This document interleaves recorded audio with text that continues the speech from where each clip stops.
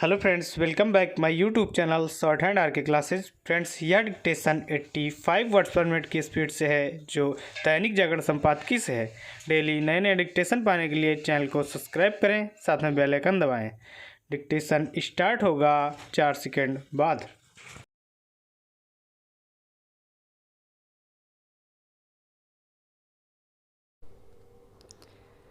Start. Chhattisgarh के बीजापुर में नक्सलियों से मुठभेड़ में 5 जवानों का बलिदान इसलिए कहीं अधिक चिंताजनक है क्योंकि बीते 10 दिनों में यह दूसरी बार है जब सुरक्षा बलों को निशाना बनाया गया। इसके पहले छत्तीसगढ़ में ही नारायणपुर में नक्सलियों ने सुरक्षा बलों की एक बस को विस्फोट से उड़ा दिया था। इस हमले में भी 5 जवानों की जान गई थी।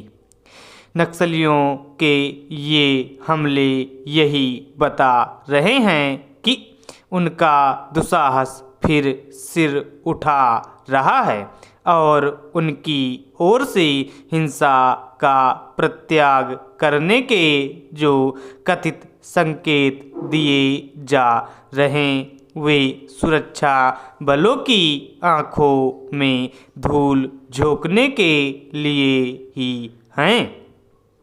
नक्सलियों पर भरोसा करने का कोई मतलब नहीं। उनके मुंह में खून लग चुका है। वे लूट उगाही के साथ हिंसा से बाज आने वाले नहीं हैं। यह भी साफ है कि वे जब हिंसक गतिविधियों को अंजाम नहीं दे रहे होते तब अपनी ताकत बटोरने के साथ सुरक्षा बलों को निशाने पर लेने की साजिश रच रहे होते हैं। चूँकि वे इस सनक से ग्रस्त हैं कि बंदूक के बल पर भारतीय शासन को झुकाने में सफल हो जाएंगे, इसलिए उनके प्रति नरमी बरतने का कोई प्रश्न ही नहीं उठता। यह सही है कि बीते कुछ वर्षों में नक्सलियों की ताकत कम हुई है, लेकिन इसका यह मतलब नहीं कि वे हथियार डालने की स्थिति में आ गए हैं। नक्सली अब भी जिस तरह नासूर बने हुए हैं उससे उन्हें जल्द उखाड़ फेंकने के दावों पर प्रश्न चिन्ह ही लगता है। ध्यान रहे कि इस तरह के दावे पिछले करीब 1 दशक से किए जा रहे हैं।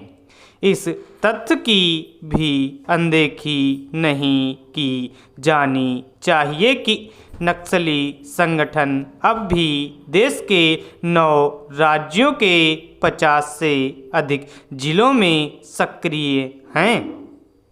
यदि सुरक्षा बलों की तमाम सक्रियता के बाद भी नक्सली गिरोह इतने अधिक जिलों में अपना असर बनाए हुए हैं तो इसका अर्थ है कि उन्हें सहयोग, समर्थन और संरक्षण देने वालों की कमी नहीं।